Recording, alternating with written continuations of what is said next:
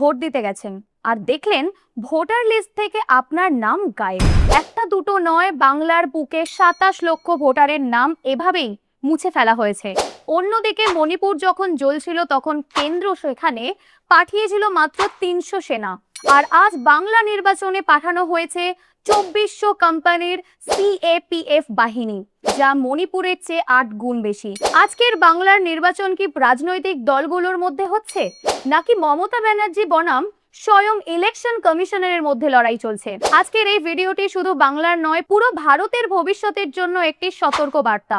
কারণ আজ বাংলায় যা হচ্ছে, কাল হয়তো পুরো ভারতে তাই হবে। পুরো সত্যিটা জানতে ভিডিওটি শেষ পর্যন্ত দেখুন। নমস্কার বন্ধুরা, আমি মিষ্টি, আপনাদের জিও পলিটিক্যাল এক্সপার্ট, আর আপনারা দেখছেন জিওটিক্যাল। রাজনীতি এবং জিও পলিটিক্সের আসল সত্যিটা সহজ বাংলায় তুলে ধরাই আমাদের কাজ। বন্ধুরা, বাংলায় প্রথম দফার 152টি আসনে ভোট হয়ে গেল। গতবার এই আসনগুলোর মধ্যে 59টি জিতেছিল বিজেপি, আর এবার তাদের একটাই লক্ষ্য, এমন খেলা খেলো যাতে দিদির সুপ্রা সাফ হয়ে যায়। গত 4 দশক ধরে বিজেপি এই সুযোগের অপেক্ষায় ছিল। বিজেপির কাছে বাংলা জেতা শুধু শ্যামাপ্রসাদ মুখার্জির গড় দখল করা নয়, এটি তাদের জন্য একটি বিশাল লিটমাস টেস্ট। তারা বিশ্বকে দেখাতে চায় যে বিজেপি শুধু হিন্দি বলয়ের দল নয়, বরং একটি সত্যিকারের সর্বভারতীয় পার্টি। আর এই লক্ষ্য পূরণের জন্য বিজেপি এবার সাম দাম দণ্ড ভেদ সবকিছুই প্রয়োগ করছে। বন্ধুরা, আপনারা কি মনে করেন, এই নির্বাচনে সত্যি বাংলার মানুষের রায় প্রতিফলিত হবে, নাকি পর্দার আড়ালে অন্য কোনো খেলা চলছে? আপনাদের মতামত কমেন্টে জানাতে ভুলবেন না, কারণ আপনাদের প্রতিটি মতামত আমাদের কাছে অত্যন্ত গুরুত্বপূর্ণ। চলুন এবার ডেটা এবং সোর্সের সাহায্যে পুরো বিষয়টি গভীরভাবে বিশ্লেষণ করি। সবচেয়ে বড় এবং চাঞ্চল্যকর খবর হলো এসআইআর বা সামারি রিভিশন প্রসেসের মাধ্যমে বাংলা থেকে প্রায় 27 লক্ষ ভোটারের নাম কেটে দেওয়া হয়েছে। কিন্তু কেন? ডেটা বলছে 2021 সালের নির্বাচনে বিজেপি 38% ভোট পেয়ে 77টি আসন জিতেছিল। কিন্তু অবাক করার বিষয় হলো, বিজেপির 36টি এমন সিট ছিল যেখানে তাদের 85টি সিটে মার্জিন ছিল মাত্র 15%। কিন্তু বিশেষজ্ঞ বলছেন এই 27 লক্ষ নাম খুব স্ট্র্যাটেজিক্যালি এমন জায়গাগুলো থেকেই কাটা হয়েছে যেখানে ভোটার মার্জিন খুব কম ছিল, যাতে ভোট শেয়ার সমান হয়ে যায়। ভাবুন তো, সেই মানুষগুলোর কথা যাদের পূর্বপুরুষরা এদেশে ভোট দিয়েছেন, অথচ আজ তাদের বাংলাদেশি বলে তকমা দিয়ে নাম কেটে দেওয়া হচ্ছে। এটা কতটা অপমানজনক। 138 জন মানুষ ট্রাইব্যুনালের কাছে অ্যাপিল করেছিলেন, আর মজার ব্যাপার হলো এর মধ্যে 106 জনের নামেই ইলেকশন কমিশন ফিরিয়ে দিতে বাধ্য হয়েছে।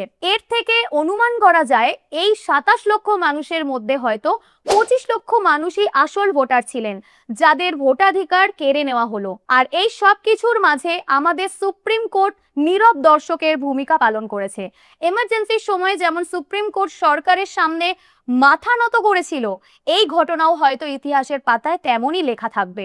বন্ধুরা, এবার আসি ইলেকশন কমিশনের ভূমিকায়। এই নির্বাচনে আসল ইস্যুগুলো বাদ দিয়ে আলোচনা হচ্ছে শুধু ইলেকশন কমিশনকে নিয়ে।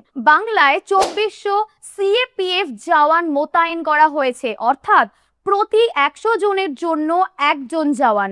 দেখে মনে হচ্ছে বিজেপি নয়, খোদ ইলেকশন কমিশন এবং সিএপিএফ মিলে তৃণমূলকে হারানোর জন্য মাঠে নেমেছে। শুধু তাই নয়, ইলেকশন কমিশনের কিছু নির্দেশিকা দেখলে আপনি অবাক হবেন। সন্ধ্যে 6টা থেকে সকাল 6টা পর্যন্ত নির্বাচনের এলাকায় কোনো মোটরসাইকেল চালানো যাবে না। পর্যটকদের দীঘা, তাজপুর, উদয়পুরের মতো জায়গা থেকে হোটেল ছেড়ে বেরিয়ে যাওয়ার নির্দেশ দেওয়া হয়েছে। অন্যান্য 4 রাজ্য মিলিয়ে যেখানে মাত্র 20 জন অফিসারের বদলি হয়েছে, সেখানে শুধু বাংলায় 480 জন অফিসারকে ট্রান্সফার করেছে ইসি। এমনকি টিএমসি একটি চাঞ্চল্যকর ভিডিও রিলিজ করেছে যেখানে দেখা যাচ্ছে ইলেকশন কমিশনের পুলিশ অবজারভার সাগরিকা হোটেলে গোপনে বিজেপির প্রার্থীর সাথে মিটিং করছেন। যদি এই অভিযোগ সত্যি হয়, তবে ফ্রি অ্যান্ড ফেয়ার ইলেকশন শুধু একটি জুমলা বা প্রহসনে পরিণত হয়েছে। এই ঘটনাগুলো কি ভারতের গণতান্ত্রিক কাঠামোর জন্য হুমকি স্বরূপ নয়? একজন সচেতন নাগরিক হিসেবে আপনার কি মনে হয়? নিচে কমেন্ট সেকশনে #SaveDemocracy লিখে আপনার মতামত শেয়ার করুন। যে বিজেপি নিজেদের নিরামিষাশী হিসেবে দাবি করে এবং সারা দেশে সংস্কৃতির দোহাই দিয়ে মাছ মাংস নিষিদ্ধ করার কথা বলে, বাংলায় এসে তাদের সুর একদম বদলে গেছে। উত্তরপ্রদেশে গোমাতার নামে রাজনীতি হয়, দিল্লিতে বিদেশি অতিথিদের জন্য নিরামিষ খাবার দেওয়া হয়, কিন্তু বাংলায় মমতা ব্যানার্জি একবার জার্লিতে বলেছিলেন যে বিজেপি এলে মাছ মাংস খাওয়া বন্ধ হয়ে যাবে। ব্যাস, এরপর থেকেই বিজেপির নেতারা হাতে মাছ নিয়ে ঘুরতে শুরু করেছেন। অনুরাগ ঠাকুরকে দেখা গেছে কপালে তিলক আর গলায় গেরুয়া গামছা দিয়ে ক্যামেরার সামনে মাছ খেতে। আসামের মুখ্যমন্ত্রী হেমন্ত বিশ্ব শর্মা তো মমতা ব্যানার্জিকে মাছ খাওয়ার চ্যালেঞ্জ দিয়ে বসেছেন, বলেছেন তিনি দিদির চেয়ে 1 কেজি বেশি মাংস খেয়ে দেখাবেন। এটা কি আদর্শের রাজনীতি? উত্তর পূর্বে অর্থাৎ মেঘালয় বা কেরালায় ভোট পেতে তারা বিফ খাওয়ারও সমর্থন করেন, আবার উত্তরপ্রদেশে এই কথা বললেই বিপদ। অর্থাৎ যেমন রাজ্য তেমন বেশ, শুধু সিট জেতাই হলো আসল লক্ষ্য। এবার আসি আসল জিওপলিটিক্যাল এবং ইকোনমিক ইস্যুতে। বিজেপির মূল এজেন্ডা হলো বাংলাদেশ থেকে অনুপ্রবেশকারীদের বের করে দেওয়া, কিন্তু ডেটা কি বলছে? বর্ডার কন্ট্রোল তো গত 12 বছর ধরে কেন্দ্রের হাতে। 2016 সালে কিরেন রিজিজু বলেছিলেন ভারতে 2 কোটি অবৈধ বাংলাদেশি রয়েছে, কিন্তু মোদী সরকার তাদের তৃতীয় টার্মে এসে মাত্র 2 থেকে 3 হাজার জনকে ডিপোর্ট করতে পেরেছে। অথচ অ্যান্টি ন্যাশনাল বলা হাওয়া ইউপিএ সরকার তাদের আমলে প্রায় 90,000 বাংলাদেশিকে আইনি পথে ফেরত পাঠিয়েছিলেন। আসলে বিজেপি চায় না এই সমস্যার সমাধান হোক। ডোনাল্ড ট্রাম্প আমেরিকায় যেমন ইউএস ভার্সেস দেম বা আমরা বনাম ওরার রাজনীতি করে প্রেসিডেন্ট হয়েছেন, বিজেপিও ইমিগ্রেশনকে জিইয়ে রেখে পোলারাইজেশন বা মেরুকরণ করতে চায়। আর অর্থনীতি, বাংলার ডেপ টু জিএসডিপি রেশিও এখন 40%, যা সারা ভারতে পাঞ্জাবের পরেই সবচেয়ে খারাপ অবস্থায় আছে। ভারতের গণতান্ত্রিক ভবিষ্যৎ কোন দিকে এগোচ্ছে বলে আপনি মনে করছেন? আপনার মূল্যবান মতামত কমেন্ট বক্সে অবশ্যই জানান। ভিডিওটি ইনফরমেটিভ মনে হলে অবশ্যই একটি লাইক দিন এবং এই গুরুত্বপূর্ণ তথ্যগুলো সবার মাঝে ছড়িয়ে দিতে ভিডিওটি শেয়ার করুন। আর জিও পলিটিক্স ও রাজনীতির এমন গভীর এবং সত্যি বিশ্লেষণ বাংলায় দেখতে জিও পলিটিক্যাল চ্যানেলটি সাবস্ক্রাইব করে বেল আইকনটি প্রেস করতে ভুলবেন না।